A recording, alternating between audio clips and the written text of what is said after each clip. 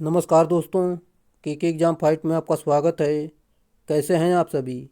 उम्मीद है आप सभी सही होंगे और आपकी यूपी TG2 की परीक्षा की तैयारी अच्छी चल रही होगी। दोस्तों, इस परीक्षा को ध्यान में रखते हुए हमने इलेक्ट्रिशियन थ्योरी से कुछ महत्वपूर्ण प्रश्नों की सीरीज स्टार्ट की है, जो कि ये प्रश्न आपके प्रीवियस ईयर में पूछे गए प्रश्न होंगे। दोस्तों, यूपी TG2 के अलावा सेल, NPCIL, इसरो, DRDO आदि एग्ज़ामों के लिए भी महत्वपूर्ण साबित होंगे। दोस्तों, आपका ITI लेवल का कोई भी एग्ज़ाम हो, इस सीरीज को देखकर चले जाना। यहाँ से आपका एक भी प्रश्न बाहर जाने वाला नहीं है। चलिए दोस्तों, आपका ज़्यादा टाइम न लेते हुए इन प्रश्नों की शुरुआत करते हैं। उससे पहले आपसे रिक्वेस्ट है, अगर आप चैनल पर नए, चैनल को सब्सक्राइब कर दीजिए और अपने दोस्तों में शेयर कर दीजिए। अगर वीडियो अच्छा लगता है तो वीडियो को लाइक ज़रूर करें। अगर आप दोस्तों वीडियो पे आए हैं तो वीडियो को पूरा ज़रूर देखें, और जो हमने ऑलरेडी पहले से वीडियो बना कर रखी हैं वो सारी वीडियो ज़रूर देखें, क्योंकि कोई ऐसा प्रश्न नहीं है जो कि एक वीडियो से दूसरी वीडियो में रिपीट हो रहा हो। सभी अपने आप में अलग अलग प्रश्न हैं। अगर आप यहाँ से तैयारी करते हैं तो आपका पूरा इलेक्ट्रिशियन कवर हो जाएगा। चलिए शुरुआत करते हैं। जैसा कि दोस्तों आपका यहाँ पर प्रश्न दिया गया है, निम्नलिखित प्रतीक क्या दर्शाता है? राइट आंसर दोस्तों, ये कैपेसिटर जो कि ध्रुवित संधारित्र है, ये इसका सही उत्तर है। चलिए हम प्रतिरोध के बारे में बात कर लेते हैं, बैटरी के बारे में, संधारित्र के बारे में। ये सारी जानकारी यहाँ पर हम आपको दे देते हैं। जैसे कि दोस्तों प्रतिरोध के बारे में देख सकते हैं, ये इसका सिंबल ये इस प्रकार बनाया जाता है, और कैपेसिटर इस प्रकार है, और बैटरी का सिंबल इस प्रकार बनाया जाता है। ये सारी जानकारी आप याद रखिए। अगला प्रश्न, चालकता को डेड डैश के व्युत्क्रम के रूप में परिभाषित किया जाता है। Right answer option number C, जो कि प्रतिरोध, ये इसका राइट आंसर है। हम बात करते हैं, जैसा कि दोस्तों जिस प्रकार प्रतिरोध विद्युत धारा का विरोध करता है, उसी प्रकार चालकता विद्युत धारा प्रवाह को सुगमता प्रदान करती है। इसका प्रतीक जी तथा मात्रक जो होता है सीमेन या म्हो होता है। इस यहाँ पर देख सकते हैं फार्मूला जो कि होता है G बराबर 1/r, देख सकते हैं। अगला प्रश्न, एक चार्ज किए हुए खोखले गोले में विभव होगा। Right answer option number B, जो कि बाहरी सतह के बराबर होगा, ये इसका राइट आंसर है। अगला प्रश्न आपका दिया गया है, जो कि आप देख सकते हैं। जैसा कि दोस्तों दो लैंप 230 वोल्ट की श्रृंखला में 230 वोल्ट और 100 वाट और 230 वोल्ट 25 वाट से जुड़ा है, तो निम्न में से कौन सा कथन सही होगा? आप सभी को पता होगा, जो कि कम वाट का होगा वो सबसे ज़्यादा चमकीला होगा। ये option number A right answer होगा, जो कि 25 वाट लैंप चमकीला होगा। चलिए हम आपको बता देते हैं कारण सहित। पहले तो आप दोस्तों यहाँ पर देख सकते हैं, जो कि यहाँ पर हल किया गया है। चलिए हम सीधे मुद्दे पर आते हैं, जो कि आपका यहाँ पर दिया गया है। परिपथ में दोनों लैंप श्रेणी क्रम में जुड़े होने के कारण उसमें समान धारा प्रवाहित होगी। दोस्तों इसलिए जिस लैंप का प्रतिरोध अधिक होगा वह लैंप अधिक चमकीला होता है, इसी कारण अधिक चमकीला होता है। अगला प्रश्न, प्रतिरोध के मुद्रित और प्रभावी मूल्य के बीच का अंतर को क्या कहा जाता है? Right answer option number B, जो कि सहनशीलता कहते हैं, ये इसका सही उत्तर होगा। अगला प्रश्न, बड़े मान वाले प्रतिरोध को किलो ओम व मेगा ओम में व्यक्त किया जाता है। 2800 ओम रजिस्टर को कैसे व्यक्त किया जा सकता है? सिंपल सा है दोस्तों। इसको यहाँ पर 2.8, यहाँ पर 3 जीरो हटाएं, मान लो 2 जीरो ये हटाएंगे, एक अंक पर दशमलव लगा है, तो यहाँ पर 10⁻³ लगा देंगे। ये आपका 10⁻³ किलो हो जाएगा, जो कि 1000 होता है। इसको 2 दशमलव आपका 2.8 किलो ओम आपका राइट आंसर होगा, जो कि इस प्रकार दिया गया है। चलिए अगला प्रश्न पर चलते हैं। अगला प्रश्न आपका दिया गया है, हीटिंग तत्वों के तार डेड डैश के बने होते हैं। Right answer option number C, जो कि फ्लैट नाइक्रोम, ये इसका राइट आंसर है। जैसा कि यहाँ पर हम बात कर लेते हैं, नाइक्रोम तार का प्रतिरोध अधिक होने के कारण अधिक हीट उत्पन्न करता है, जो कि आप देख सकते हैं। फार्मूला भी जान लीजिए, ये सारी जानकारी यहाँ पर दी गई है हीट का। अगला प्रश्न, निम्नलिखित में से कौन सा पदार्थ अच्छा सुचालक नहीं है? Right answer option number D, जो कि पोर्सलिन, ये अच्छा सुचालक नहीं है, जबकि एल्यूमिनियम में अच्छा करंट निकलता है, और सिल्वर, ये सभी अच्छे सुचालक होते हैं। चलिए अगले प्रश्न पर चलते हैं, जो कि आपका अगला प्रश्न दिया गया है, निम्नलिखित में से कौन सा टेप मोटर कनेक्शन के लिए सबसे उपयुक्त है? Right answer option number B, जो कि वार्निश्ड कैम्ब्रिक, ये इसका राइट आंसर हो जाएगा।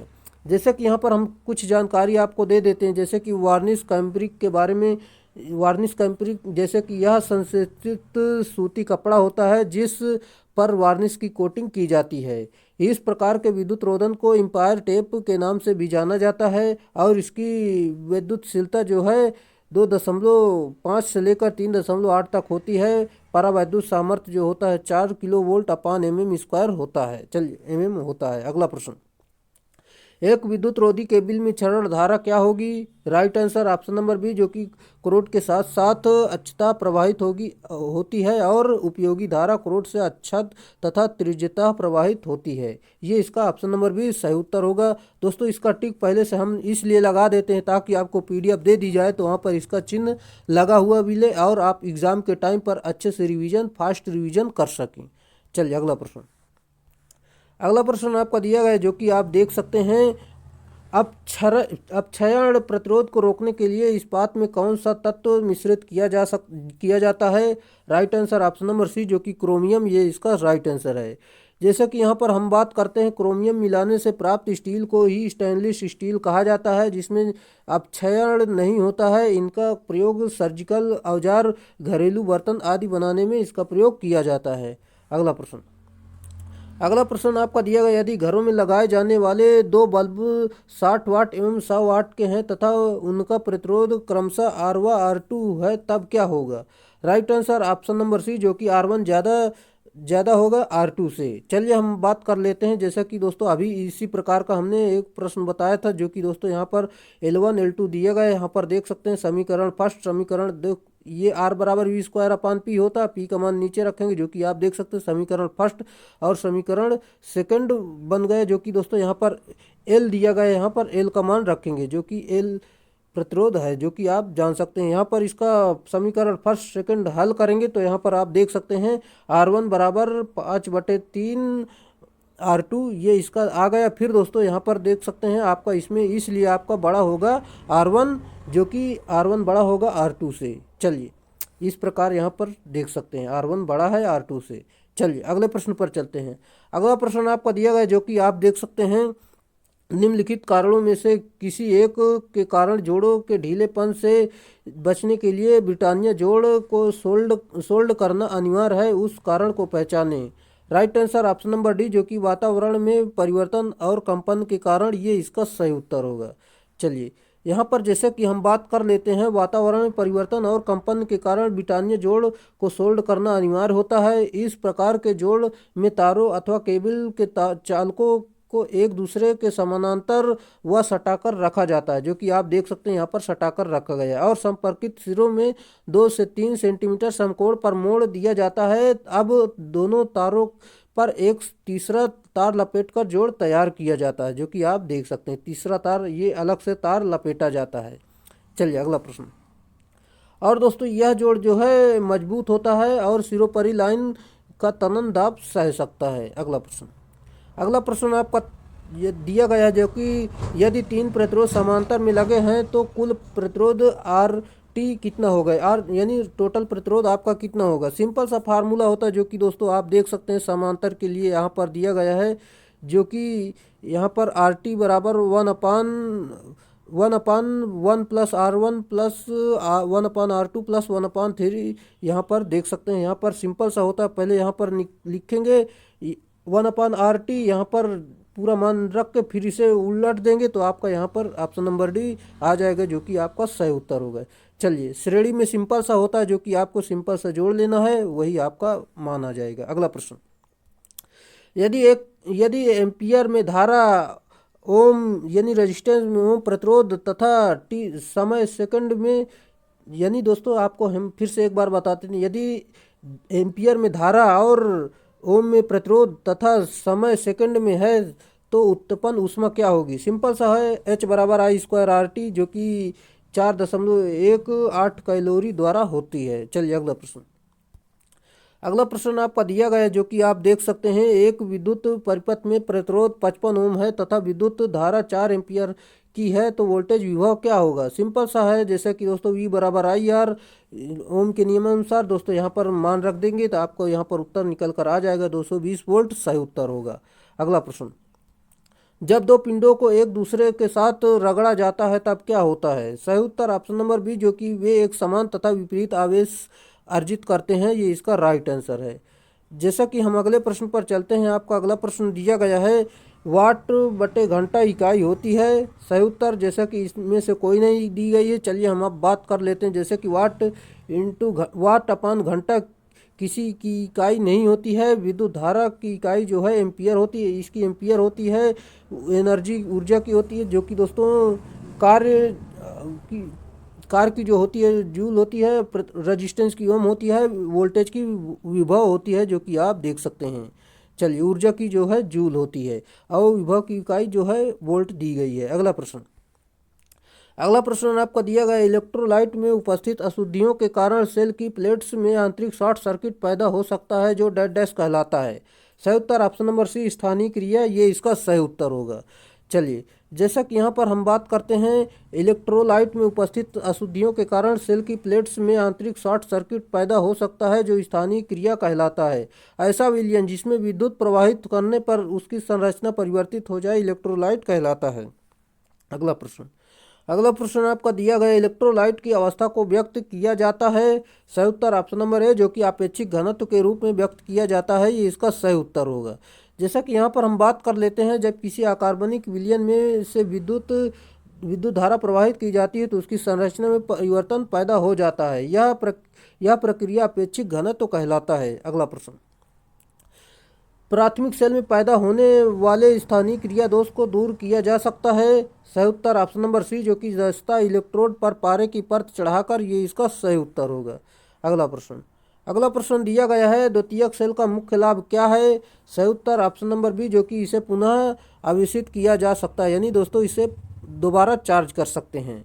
चलिए अगले प्रश्न पर चलते हैं। अगला प्रश्न आपका दिया गया, जो कि आप देख सकते हैं, चित्र में दिए गए परिपथ में से किस विधि से बैटरी आवेशित की जा रही है, मतलब किस तरह से ये चार्ज की जा रही है। चलिए हम आपको बता देते हैं, जैसा कि दोस्तों स्थिर वोल्टेज चार्जिंग विधि द्वारा ये चार्ज की जा रही, जो कि आप देख सकते हैं यहाँ पर रियोस्टेट लगा हुआ है, बैटरी लगी हुई है, जो कि एम्पियर करंट माप रहा है। इस प्रकार यहाँ से लगा हुआ करंट, यहाँ से स्विच लगे हुए हैं, जो कि दोस्तों यहाँ से आपकी बैटरी चार्ज हो रही है। चलिए अगले प्रश्न पर चलते हैं। अगला प्रश्न आपका दिया गया है, निम्न में से कौन सा सेल प्राथमिक सेल नहीं है। सही उत्तर ऑप्शन नंबर सी, जो कि लेड एसिड सेल, ये प्राथमिक सेल नहीं है। बाकी दोस्तों डेनियल सेल, लेक्लांसी सेल, शुष्क सेल, ये सभी प्राथमिक सेल होते हैं। लेड एसिड सेल जो होता है ये द्वितीयक सेल होता है, इसे दोबारा आप चार्ज कर सकते हैं।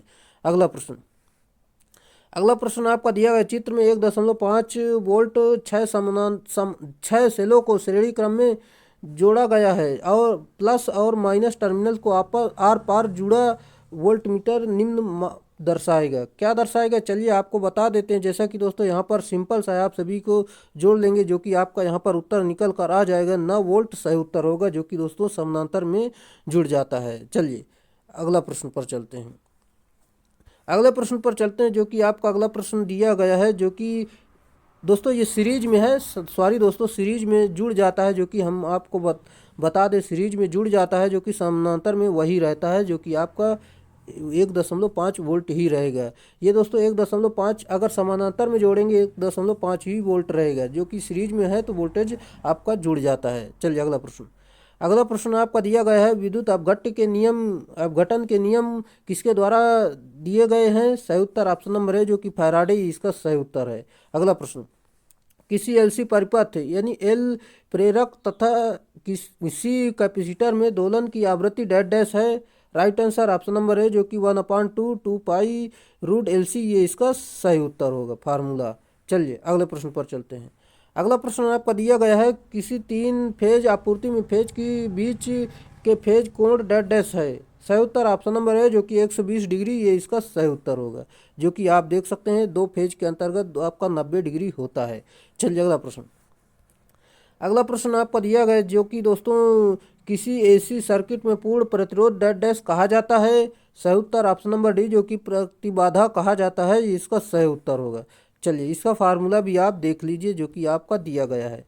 अगला प्रश्न, एक एसी सर्किट में फॉर्म फैक्टर का मान होता है। सही उत्तर ऑप्शन नंबर बी, जो कि 1.11 होता है, ये इसका सही उत्तर है।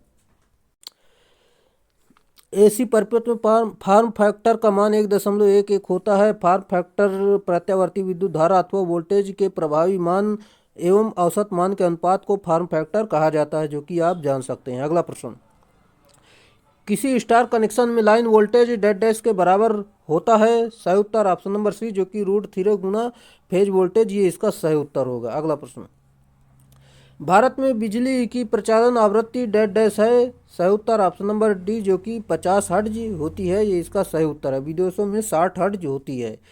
किसी एसी सर्किट में प्रतिक्रियाशील शक्ति डेड डैश द्वारा दिया जाता है। सही उत्तर ऑप्शन नंबर बी जो कि VI sin थीटा, ये इसका राइट आंसर है। अगला प्रश्न, एक तरंग के तात्कालिक वोल्टेज जो कि इतना दिया गया है और 200 sine omega t plus 100 sine 3 omega t plus 50 sine 5 omega t voltage दिया गया है। यदि यदि यह एक हार्ट आवर वोल्टमीटर के साथ मापा जाता है तो पाठ्यांक क्या होगा। चलिए हम आपको बता देते, जो कि दोस्तों यहाँ पर फार्मूले पर मान रखेंगे दोस्तों, फिर इसके बाद फार्मूले यहाँ पर इसे हल करेंगे, आपका जो उत्तर निकल कर आ जाएगा। दोस्तों ये फार्मूला आप याद रख लीजिए, यहाँ से बार बार सवाल पूछे जाते हैं। इस प्रकार यहाँ पर मान रखेंगे, जो कि दोस्तों यहाँ पर VM का मान 200 दिया गया है, यहाँ पर इसका वर्ग कर देंगे, जो कि दोस्तों यहाँ पर वर्ग किया गया है, तो यहाँ पर फिर दोस्तों ये सारे मान रख के फिर इसका वर्ग करेंगे, फिर दोस्तों इसे रूट से बाहर निकालेंगे, जो कि आप इस प्रकार हल कर लेंगे तो आपको उत्तर निकल कर आ जाएगा 162 दशमलव कुछ आ रहा है, आपका 162 दिया गया, यहीं पर आपका उत्तर सही हो जाएगा। अगला प्रश्न आपका दिया गया है, एक वैकल्पिक वोल्टेज का RMS मान और औसत मान 0.25 वोल्ट और 0.125 वोल्ट है। वैकल्पिक तरंग के फॉर्म फैक्टर की गणना करें। सिंपल सा फार्मूला होता है, जो कि दोस्तों फॉर्म फैक्टर बराबर VRMS अपान वोल्टेज एवरेज, जो कि दोस्तों दिया गया है, आपका यहाँ पूरा मान रख देंगे, भाग दे देंगे, आपको उत्तर जो है 2 आ जाएगा। ऑप्शन नंबर बी सही उत्तर होगा। अगला प्रश्न दिया गया, कौन सा सप्लाई स्रोत स्थिर रूप से ध्रुवता परिवर्तित करता है। सही उत्तर ऑप्शन नंबर डी जो कि AC सप्लाई, ये इसका सही उत्तर है। चलिए अगला प्रश्न, अर्धचक्र में इस समय के बराबर अंतराल पर मापे गए EMF के तात्क्षणिक मान का औसत डेड डैश कहलाता है। सही उत्तर ऑप्शन नंबर डी जो कि औसत मान कहलाता है, ये इसका सही उत्तर है। बाकी औसत मान के बारे में जानकारी देख सकते हैं। हम अगले प्रश्न पर चलते हैं, जो कि आपका अगला प्रश्न दिया गया है, RMS और AC के औसत मूल्य के अनुपात को डेड डैश कहा जाता है। सही उत्तर ऑप्शन नंबर सी जो कि फॉर्म घटक, ये इसका राइट आंसर है, जो कि यहाँ पर दिया गया है, जो कि फॉर्म फैक्टर बराबर RMS मान अपान औसत मान, जो कि इस प्रकार दिया गया, यहाँ पर निकाल लेते हैं इस प्रकार। पीक फैक्टर का मान देख सकते हैं, पीक फैक्टर बराबर शिखर मान अपान प्रभावी मान होता है। अगला प्रश्न दिया गया, अलग उत्तेजन यानी सेपरेटिव एक्साइटेशन के लिए किस प्रकार के स्रोत का उपयोग नहीं किया जाता। सही उत्तर ऑप्शन नंबर सी जो कि सोलर, ये इसका प्रयोग नहीं किया जाता, जो कि आप देख सकते हैं। और AC का प्रयोग हम मान लो सोलर का प्रयोग नहीं करते हैं, बाकी बैटरी वगैरह का प्रयोग कर लेते हैं। चलिए अगला प्रश्न आपका दिया गया है, जो कि DC जनरेटर के निम्न ब्रश घर्षण के गुणांक का अधिमान्य मान क्या होगा। सही उत्तर ऑप्शन नंबर डी जो कि 0.35, ये इसका राइट आंसर है। जैसा कि हम बात कर लेते हैं, DC जनरेटर के निम्न ब्रश घर्षण के गुणांक का अधिमान्य मान 0.35 होता है। और DC जनरेटर में ब्रश का कार्य कम्यूटेटर से विद्युत धारा एकत्र करके बाह्य परिपथ में भेजना होता है। प्रायः ब्रश कार्बन के बने होते हैं, क्योंकि कार्बन का प्रतिरोध तांबे की अपेक्षा अधिक होता है, जिससे स्पार्किंग नहीं होता है। हम अगले पॉइंट पर बात करते हैं, जो कि छोटी मशीनों में ब्रश ताम्र धातु के, बड़ी व मशीनों के ब्रश कार्बन ग्रेफाइट के बने होते हैं। अगला प्रश्न आपका दिया गया, जो कि आपका यहाँ पर किसी DC मशीन में निम्न में से कौन सा मैग्नेटिक पोल के बीच चुंबकीय परिपथ को पूर्ण करता है। राइट आंसर यहाँ पर आप देख सकते हैं, जो कि आपका ऑप्शन नंबर ए योक, इसका सही उत्तर हो जाएगा। चलिए, जैसा कि हम यहाँ पर बात कर लेते हैं, DC मशीन में योक मैग्नेटिक पोल के बीच चुंबकीय परिपथ को पूर्ण करता है, तथा चुंबकीय यानी कम्यूटेटर का कार्य AC को DC में बदलना, सिरे प्लेटों शाफ्ट को स्थायित्व प्रदान करती है, तथा पोल सु चुंबकीय क्षेत्र स्थापित करता है। ये इसकी जानकारी थी। अगला प्रश्न आपका दिया गया है, आर्मेचर प्रतिरोध वोल्टा ड्रॉप का सूत्र डेड डैश है। सही उत्तर ऑप्शन नंबर ए जो कि यहाँ पर देख सकते हैं, आर्मेचर धारा आर्मेचर प्रतिरोध, जो कि दिया गया है। अगला प्रश्न आपका दिया गया है जो कि दोस्तों दिक् परिवर्तक यानी कम्यूटेटर खंड के बीच में प्रयोग की जाने वाली विद्युत सामग्री डैश डैश है। सही उत्तर ऑप्शन नंबर सी जो कि अभ्रक होती है, ये इसका सही उत्तर होगा। जैसा कि दोस्तों दिक् परिवर्तक यानी कम्यूटेटर डीसी जनरेटर में यांत्रिक दृष्टिकारी का कार्य करता है और दिक् परिवर्तक यानी कम्यूटेटर डीसी मोटर में यांत्रिक इन्वर्टर का कार्य करता है। अगला प्रश्न, डीसी जनरेटर की गति बढ़ने पर वोल्टता प्रेरित वोल्टता क्या होगी? सही उत्तर ऑप्शन नंबर ए जो कि बढ़ जाएगी, ये इसका सही उत्तर होगा। इसका फार्मूला भी आप जान लीजिए। अगला प्रश्न, कोई डीसी शंट जनरेटर में 220 वोल्ट टर्मिनल वोल्टता पर भार को 15 एम्पियर प्रदान करता है। शंट फील्ड प्रतिरोध 220 ओम आर्मेचर धारा डैश डैश होगी। सिंपल सा है जो कि दोस्तों यहाँ पर देख सकते हैं आर्मेचर यानी लोड धारा दिया गया है, जो कि दोस्तों देख सकते हैं यहाँ पर लोड धारा दी गई है और यहाँ पर वोल्टेज दिया गया है। शंट पहले हम निकालेंगे, फिर दोस्तों यहाँ पर शंट धारा बराबर V/R होता है। V का मान कितना दिया गया? 220 का मान रखेंगे। फिर शंट प्रतिरोध कितना दिया गया? शंट प्रतिरोध आपका 220 दिया गया, यहाँ से भाग दे देंगे तो फिर दोस्तों आर्मेचर धारा यहाँ पर निकाल लेंगे, जो कि दोस्तों शंट धारा और लोड धारा यहाँ पर दोनों को जोड़ लेंगे। शंट धारा यहाँ पर 1 आई और लोड धारा जो है 15 यहाँ पर जोड़ लेंगे तो आपका 16 आ जाएगा, जो कि ऑप्शन नंबर डी सही उत्तर होगा। यहाँ पर देख सकते हैं। अगले प्रश्न पर चलते हैं। अगला प्रश्न आपको दिया गया जो कि यहाँ पर देख सकते हैं डीसी मोटर में इलेक्ट्रिकल दक्षता निम्नलिखित में से किसके बराबर होती है? सही उत्तर ऑप्शन नंबर ए जो कि इनपुट पावर माइनस कुल लाइसेंस अपान इनपुट पावर, ये इसका सही उत्तर होगा। चलिए अगला प्रश्न आपका दिया गया है स्टार्टर का क्या काम होता है? सही उत्तर ऑप्शन नंबर सी जो कि स्टार्ट करते समय आर्मेचर में धारा को सीमित रखना, ये इसका सही उत्तर होगा। जैसा कि यहाँ पर हम बात कर लेते हैं स्टार्टर 3 पॉइंट एवं 2 और 4 बिंदु वाले होते हैं, जो कि दोस्तों 2 पॉइंट स्टार्टर जो होता है वो सीरीज मोटर के लिए किया जाता है। 3 पॉइंट और 4 पॉइंट स्टार्टर जो होते हैं शंट व कंपाउंड मोटर को स्टार्ट करने के लिए किए जाते हैं। अगला प्रश्न, यदि डीसी मोटर पर वोल्टेज लगा है तो यदि बैक ईएमएफ डैश डैश के तुल्य हो तो अधिकतम पावर बनेगी। सही उत्तर ऑप्शन नंबर डी जो कि V/2 इसका सही उत्तर हो जाएगा, जो कि आप देख सकते हैं। चलिए अगले प्रश्न पर चलते हैं। अगला प्रश्न आपका दिया गया है किसी सीरीज मोटर को शून्य लोड पर स्टार्ट नहीं करना चाहिए क्योंकि? Right answer option number A जो कि गति खतरनाक रूप से उच्च होगी, ये इसका सही उत्तर होगा। अगला प्रश्न, किस डीसी मोटर में निम्न गतियों पर उच्च टार्क होता है? सही उत्तर ऑप्शन नंबर सी जो कि सीरीज मोटर में उच्च टार्क होता है, जो कि आप देख सकते हैं। डीसी सीरीज मोटर में उच्च लोड होने पर उच्चतम करंट प्रवाहित होती है, जिसके कारण अधिकतम फ्लक्स के कारण निम्न गति प्राप्त होती है। अगला प्रश्न, डीसी मोटर में उपयोगी काम करने के लिए उपलब्ध टार्क को डैश डैश कहा जाता है। सही उत्तर ऑप्शन नंबर सी जो कि शाफ्ट टार्क कहा जाता है, ये इसका सही उत्तर है, जो कि आप देख सकते हैं। चलिए हम अगले प्रश्न पर चलते हैं, जो कि आपका अगला प्रश्न दिया गया है लैप वाइंडिंग डीसी मशीन में समानांतर पथों की संख्या डैश डैश के समान होती है। सही उत्तर ऑप्शन नंबर सी जो कि पोल्स की संख्या के समान होती है, जो कि आप जान सकते हैं, और वेव में हमेशा 2 होती है। चलिए अगला प्रश्न, परिणामित्र के शून्य भार पर शक्ति गुणक हो सकता है। सही उत्तर ऑप्शन नंबर ए जो कि नियमन निकालने के लिए इसका सही उत्तर होगा। चलिए जैसा कि दोस्तों यहाँ पर देख सकते हैं ट्रांसफार्मर के शून्य भार का शक्ति गुणक पश्चिगामी होता है। शून्य भार की स्थिति को खुला परिपथ या बिना भार के परिणामित्र कहते हैं, यानी ट्रांसफार्मर कहते हैं। नो लोड के समय ट्रांसफार्मर पूर्ण भार धारा का 2 से 5% तक धारा लेता है। अगला प्रश्न आपका दिया गया है भावर धाराएं अधिक महत्वपूर्ण होती हैं निम्नलिखित में। सही उत्तर ऑप्शन नंबर सी जो कि एसी और डीसी दोनों में, ये इसका सही उत्तर होगा। जैसा कि यहाँ पर हम बात कर लेते हैं भावर धारा के कारण भावर धारा हानियाँ होती हैं।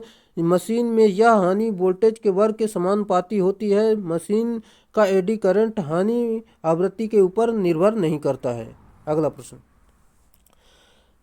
निम्नलिखित में से किस वाइंडिंग के टर्नों की संख्या अधिक होती है? सही उत्तर ऑप्शन नंबर सी जो कि उच्च वोल्टेज वाइंडिंग में टर्नों की संख्या अधिक होती है, जो कि आप जान सकते हैं। स्टेप अप में प्राइमरी वाइंडिंग में टर्न कम होंगे तथा सेकेंडरी वाइंडिंग में टर्न अधिक होंगे। अगला प्रश्न, उच्चतर वोल्टेज में निम्नतर वोल्टेज या इसके विपरीत में एसी रूपांतरित करने वाला उपकरण कहलाता है। सही उत्तर ऑप्शन नंबर सी जो कि ट्रांसफार्मर कहलाता है, जो आप सभी को पता होगा। और इसमें दो वाइंडिंग होती हैं, एक प्राइमरी तथा दूसरी सेकेंडरी वाइंडिंग होती है। एक उच्च वोल्टेज को दूसरी निम्न वोल्टेज में रूपांतरित करती है यानी बदलती है। अगला प्रश्न, रिट्रोग्रेसिव वाइंडिंग क्या है? सही उत्तर ऑप्शन नंबर ए जो कि एक तरह की वेब वाइंडिंग होती है, ये इसका सही उत्तर होगा। अगला प्रश्न, ट्रांसफार्मर में डेड डैश है। सही उत्तर ऑप्शन नंबर ए जो कि तांबा हानि होती है, ये इसका सही उत्तर है। और क्योंकि दोस्तों ट्रांसफार्मर में तांबा हानि होती है, परिणामित्र में दोस्तों ट्रांसफार्मर में परिणामित्र में घर्षण एवं वायु घर्षण हानि नहीं होती, जो कि दोस्तों इसके सभी भाग स्थिर होते हैं क्योंकि इसमें कोई घूमने वाला भाग नहीं होता है। अगला प्रश्न, ट्रांसफार्मर हिस्टैरिसीस हानियाँ कम की जा सकती हैं। सही उत्तर ऑप्शन नंबर बी जो कि स्टील पटलनों सिलिकॉन अंश घटाकर कम की जाती हैं, ये इसका सही उत्तर है। जैसा कि भंवर धारा हानि रोकने हेतु ठोस इस्पात के बजाय इसके पतले पतले लेमिनेशन प्रयोग करते हैं। अगला प्रश्न, स्थिर लोड पर यदि लोड का शक्ति गुणक निम्न हो तब यह क्या होगा? सही उत्तर ऑप्शन नंबर ए जो कि अधिक धारा लेगा, ये इसका सही उत्तर होगा। अगला प्रश्न, किसी उपभोक्ता के लिए सर्वाधिक बचतकारी शक्ति गुणक समानता होता है। सही उत्तर ऑप्शन नंबर सी जो कि 0.95 पश्चिगामी होता है, ये इसका सही उत्तर है। इस शक्ति गुणक पर उपकरण की दक्षता अधिकतम होती है, जो कि आप जान सकते हैं। अगला प्रश्न आपको दिया गया जो कि आप देख सकते हैं, निम्न में से कथन गलत को चुनिए। वितरण प्रणाली का शक्ति गुणक न्यून होता है क्योंकि आपका राइट आंसर हो जाएगा जो कि आप देख सकते हैं ऑप्शन नंबर डी जो कि उद्योगों में प्रेरणी मोटरों का व्यापक प्रयोग होता है, विशेष रूप से जब मोटरों को निम्न भार पर चलाया जाता है, ये इसका सही उत्तर होगा। चलिए अगला प्रश्न आपका दिया गया है, जैसा कि इस्पात ट्रांसफार्मर में निम्न का प्रयोग करते हैं। सही उत्तर ऑप्शन नंबर है जो कि फेराइट कोर का प्रयोग करते हैं, ये इसका सही उत्तर है। अगला प्रश्न, ट्रांसफार्मर में कौन सी क्षति भार के अनुसार अत्यधिक बदलती है? सही उत्तर ऑप्शन नंबर सी जो कि ताम्र हानि यानी तांबा हानि, ये इसका सही उत्तर है। जैसा कि यहाँ पर हम बात कर लेते हैं कापर हानि, फार्मूला देख सकते हैं I²R होती है जो कि धारा पर निर्भर करती है, और जब लोड बदलता है तो धारा का मान भी बदलता है। ट्रांसफार्मर में कोर हानि लगभग कांस्टेंट यानी नियत रहती है। इसमें दो हानि होती हैं जो कि हिस्टैरिसीस हानि तथा भंवर धारा हानि होती है। अगला प्रश्न, तेल से भरे ट्रांसफार्मर में तेल का कार्य निम्नलिखित में से क्या करना है? सही उत्तर आप सभी को पता होगा, विद्युत रोधन और शीतलन को प्रदान करना होता है, ये इसका राइट आंसर है। अगला प्रश्न आपका दिया गया है, किसी उपकरण की उर्मिका वोल्टता मापन प्रयोग किया जाता है। सही उत्तर ऑप्शन नंबर डी जो कि CRO इसका राइट आंसर है। जैसा कि दोस्तों CRO एक ऐसा उपकरण है जिसके द्वारा DC अथवा AC विद्युत राशियों को तरंग आकृति पर्दे पर स्पष्ट देखी जा सकती है और उसका मापन किया जा सकता है। अगला प्रश्न, चल कुंडली यंत्र ठीक उसी सिद्धांत पर कार्य करता है जिस पर निम्नलिखित कार्य करता है। सही उत्तर ऑप्शन नंबर है जो कि चुंबकीय क्षेत्र में स्थित धारा चालक पर लगने वाला बल, ये इसका सही उत्तर होगा। चलिए, जिस पर चुंबकीय क्षेत्र में स्थित धारावाही चालक पर लगने वाला बल कार्य करता है, इस यंत्र में धारा प्रवाहित करने पर एक वोल्टता प्रेरित होती है। अगला प्रश्न, ट्रांसड्यूसर एक उपकरण है जो सही उत्तर ऑप्शन नंबर सी जो कि इलेक्ट्रॉनिक उपकरणों में प्रयोग होता है, ये इसका सही उत्तर होगा। चलिए, जैसा कि दोस्तों ट्रांसड्यूसर किसी भी प्रकार की ऊर्जा को विद्युत ऊर्जा में बदलने का यंत्र होता है, और इसका इन्वर्स ट्रांसड्यूसर विद्युत ऊर्जा को अन्य किसी भी ऊर्जा में बदलना है। अगला प्रश्न, त्रिप्रवस्था शक्ति मापने की 2 वाट मापी विधि में जब भार शक्ति गुणक को कोण डैश डिग्री पश्चिगामी हो तो दोनों वाट मापी समान और विपरीत पाठ्यांक दर्शाते हैं। सही उत्तर ऑप्शन नंबर डी जो कि 90 डिग्री दर्शाते हैं, इसका सही उत्तर होगा, जो कि दोस्तों यहाँ पर देख सकते हैं पूरा मान दिया गया है, यहाँ पर देख सकते हैं इस प्रकार दिया गया है। अगला प्रश्न आपका दिया गया है, CRO को क्षैतिज प्लेट पर निम्नलिखित को लगाई जाती है ताकि सिग्नल को तरंग रूप से देखा जा सके। सही उत्तर ऑप्शन नंबर है जो कि आरादत्ती तरंग, ये इसका सही उत्तर है। जैसा कि यहाँ पर हम बात कर लेते हैं, CRO को क्षैतिज प्लेट पर आरादत्ती तरंग लगाई जाती है ताकि सिग्नल को तरंग रूप से देखा जा सके। स्क्रीन पर स्पॉट का क्षैतिज विक्षेप भी दोनों प्लेटों को एकरास लगाए गए वोल्टेज के समानुपाती होता है, जो कि आप देख सकते हैं। अगला प्रश्न, किस प्रकार का उपयंत्र अधिक संवेदनशील व सही होता है? सही उत्तर ऑप्शन नंबर बी जो कि डिजिटल, ये इसका राइट आंसर है। डिजिटल मल्टीमीटर में एलईडी डिस्प्ले होता है जो धारा, वोल्टता या प्रतिरोध की रीडिंग सीधे डिस्प्ले पर अंकों में व्यक्त करता है। अगला प्रश्न आपका दिया गया है, एलवीडीटी क्या है? सही उत्तर ऑप्शन नंबर बी जो कि रेखीय गति को विद्युतीय सिग्नल में परिवर्तित करते हैं, ये इसका सही उत्तर है। चलिए, एलवीडीटी एक विस्थापन ट्रांसड्यूसर है जो एक स्वरूप की ऊर्जा को दूसरे स्वरूप में रूपांतरित करती है। अगला प्रश्न, किसी वैद्युत सिग्नल का तरंग के रूप में साक्षात देखने के काम में आने वाला यंत्र है? सही उत्तर ऑसिलोग्राफ, ये इसका सही उत्तर होगा, जो कि आप देख सकते हैं, यहाँ पर देख सकते हैं, किसी वैद्युत सिग्नल के तरंग के रूप में साक्षात देखने के काम में आने वाला यंत्र ऑसिलोग्राफ होता है। यह दो प्रकार के होते हैं, विद्युत चुंबकीय ऑसिलोग्राफ और कैथोड रे ऑसिलोग्राफ, जो कि आप जान सकते हैं। अगला प्रश्न, भूमि के प्रतिरोध को मापने के लिए किस उपकरण का उपयोग किया जाता है? सही उत्तर अर्थ टेस्टर का प्रयोग करते हैं। और जैसा कि यहाँ पर हम बात कर लेते हैं, वोल्टमीटर का प्रयोग वोल्टेज मापने के लिए, मल्टीमीटर का प्रयोग वोल्टेज, धारा, प्रतिरोध तीनों का मापन किया जाता है। मेगर के द्वारा संस्थापन में इंसुलेशन का प्रतिरोध मापा जाता है। अगले प्रश्न जाने से पहले हम आपको बताना चाहेंगे, जैसा कि दोस्तों आपको इस वीडियो की PDF चाहिए तो ये टेलीग्राम चैनल ज्वाइन कर लीजिए, यहाँ पर इसकी PDF दे दी जाएगी। और दोस्तों, अभी तक आपने हमारे चैनल को सब्सक्राइब नहीं किया है तो चैनल को सब्सक्राइब भी कर लीजिए, और अगर वीडियो तनिक भी अच्छा लगा हो तो वीडियो को लाइक जरूर कर दें। चलिए अगले प्रश्न पर चलते हैं। जैसा कि शंट फील्ड प्रतिरोध के मापन के लिए सबसे उपयुक्त मीटर कौन सा है? सही उत्तर ऑप्शन नंबर बी जो कि ओम मीटर है, ये इसका सही उत्तर है। जैसा कि दोस्तों यहाँ पर हम इंसुलेशन टेस्टर अर्थ प्रतिरोध का मापन किया जाता है। मेगर में किसी संस्थापन, विद्युत मोटरों आदि का प्रतिरोध मापा जाता है। अगला प्रश्न, पैनल प्रकार के डिजिटल एसी वोल्टमीटर के लिए जरूरी सहायक विद्युत आपूर्ति डैश डैश द्वारा प्रदान की जाती है? सही उत्तर ऑप्शन नंबर बी जो कि एसी सप्लाई मेंस, ये इसका सही उत्तर है। जैसा कि यहाँ पर हम बात कर लेते हैं, पैनल प्रकार के डिजिटल एसी वोल्टमीटर के लिए जरूरी सहायक विद्युत आपूर्ति यानी auxiliary power supply AC power supply mains द्वारा प्रदान की जाती है। वोल्टमीटर वोल्टता मापने का उपयंत्र है जिसका प्रतिरोध अति उच्च होता है, इसलिए इसे वैद्युत परिपथ यानी सप्लाई लोड कंपोनेंट के क्रॉस संयोजित किया जाता है ताकि संपूर्ण वोल्टता माप सके। अगला प्रश्न, टोंग टेस्टर को एक ऐसे उपकरण के रूप में परिभाषित किया जाता है जिससे डैश डैश होता है। सही उत्तर ऑप्शन नंबर सी जो कि एमीटर के साथ धारा ट्रांसफार्मर, ये इसका सही उत्तर होगा। चलिए अगला प्रश्न आपका दिया गया है, जो कि दोस्तों 3 फेज इंडक्शन मोटर में परिणामी फ्लक्स किसी भी चरण के कारण फ्लक्स के अधिकतम मान का डैश डैश गुना होता है। सही उत्तर ऑप्शन नंबर बी जो कि 1.5 वोल्ट होता है, ये इसका सही उत्तर है, जो कि यहाँ पर देख सकते हैं आप। अगला प्रश्न आपका दिया गया है, किसी इंडक्शन मोटर में स्लिप और फ्रीक्वेंसी तथा संचालित हो रही तो रोटर धारा की आवृत्ति क्या होगी?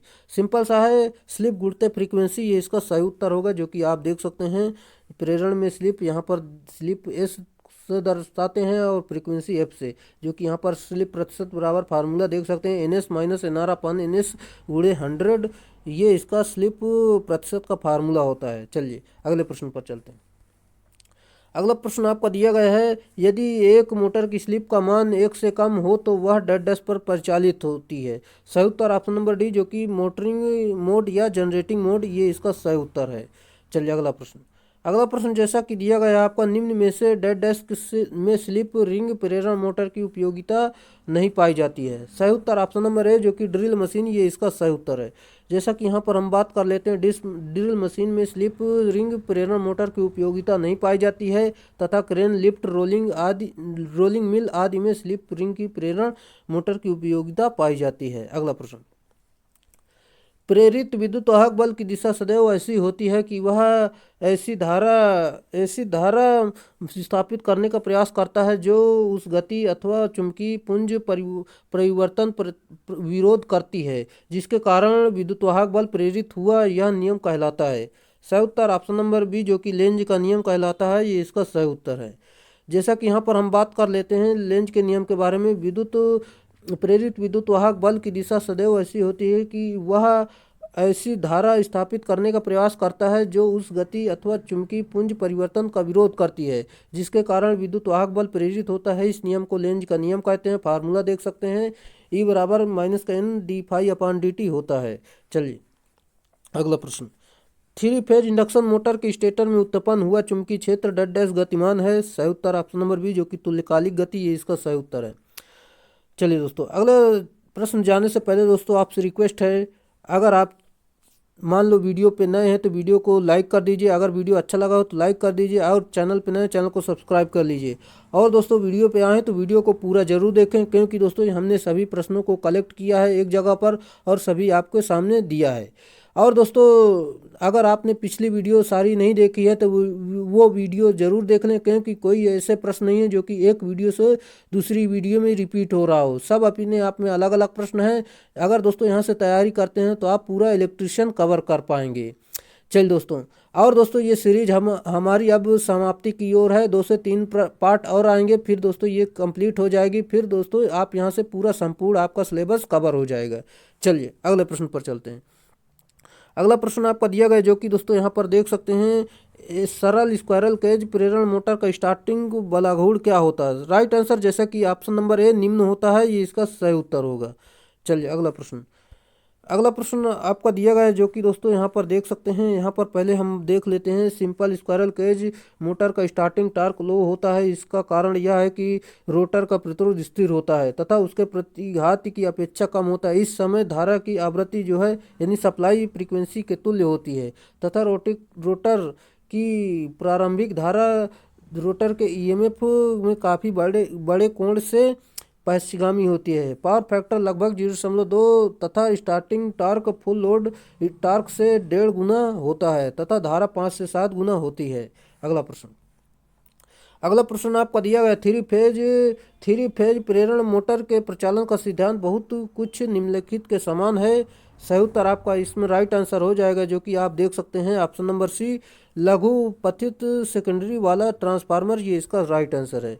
जैसा कि हम आपको एक बार फिर से बताते थे, थ्री फेज इंडक्शन मोटर में ऑप्शन का प्रिंसिपल लघु पथित यानी शॉर्ट सर्किट सेकेंडरी व ट्रांसफार्मर की तरह होता है। इंडक्शन मोटर तथा ट्रांसफार्मर दोनों ही इंडक्शन प्रिंसिपल यानी इंडक्शन सिद्धांत पर कार्य करते हैं। अगला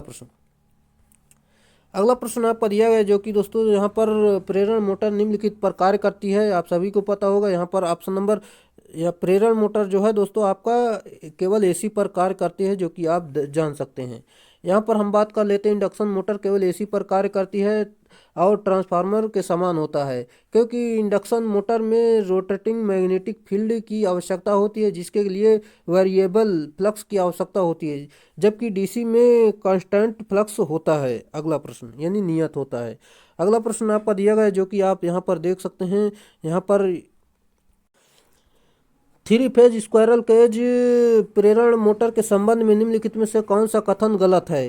दोस्तों यहाँ पर इसके रोटर के लिए कोई बाहर कनेक्शन नहीं होता है और थ्री फेज सप्लाई के इसके स्टेटर से जोड़ा जाता है। प्रत्यावर्ती चुंबकीय फ्लक्स उत्पन्न होता है। यह सस्ता होता है, दृढ़ होता है और इसे कुशल देखभाल की आवश्यकता नहीं होती है अगर कोई भी बहुत कम है। जैसा कि यहाँ पर हम आपको बता दें, यहाँ पर आपका इसमें राइट आंसर हो जाएगा, जो कि आप यहाँ पर देख सकते हैं। इनमें से कोई भी होगा जो कि आप देख सकते हैं। चलिए हमें आपको यहाँ पर बता देते हैं, जैसे कि दोस्तों इसके रोटर के लिए कोई बाहरी कनेक्शन आवश्यक नहीं होता है, जैसे कि थ्री फेज सप्लाई की स्टार्टर में दिया जाता है, और यह अन्य मोटर की अपेक्षा ज़्यादा अच्छी होती है, जो कि आप देख सकते हैं।